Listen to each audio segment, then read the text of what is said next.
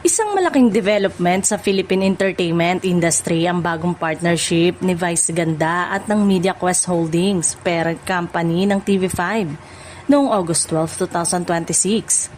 Formal na nilagdaan ang kanilang VG x MQ Creative Partnership na nakatuon sa pagbuo ng mga bagong entertainment project para sa mga manonood sa Pilipinas at maging sa mga Pilipino sa ibang bansa. Mas naging kapansin-pansin ang deal dahil hindi lamang bilang artista o host papasok si Vice sa bagong partnership. Mas malaki ang magiging papel niya sa content creation at production, kung saan maaari siyang maging bahagi ng pagbuo ng mga konsepto at programang ihahain sa MediaQuest platform.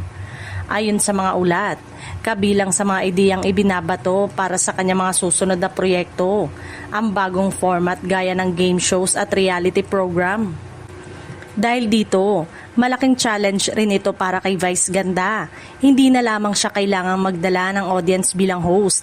Kailangan ding patunayan na kaya niyang maging isang creative force at content producer na makapagbibigay ng mga programang may sariling identity at kakayanang palakasin ang entertainment lineup ng kapatid network. Kaya naman tinawag siya ni Manny V. Pangilinan na Queen of All Network.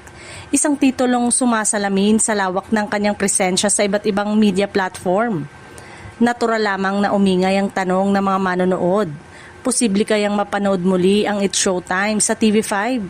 May kasaysayan ng programa sa kapatid network at dahil naging bahagi ito ng TV5 programming mula 2022 hanggang 2023. Gayunman, ang kasalukuyang MediaQuest Vice Ganda Agreement ay hindi pa nangangahulugang babalik ang buong It's Showtime sa TV5. Wala pang opisyal na kumpirmasyon tungkol dito. At kung sakaling mangyari yon, isa sa pinakamalaking usapin ang magiging programming arrangement sa Itbulaga. Nasa TV5 pa rin ang noontime program ni Tito Soto, Vic Soto at Joey De Leon sa ilalim ng TVJ Production na may partnership din sa MediaQuest.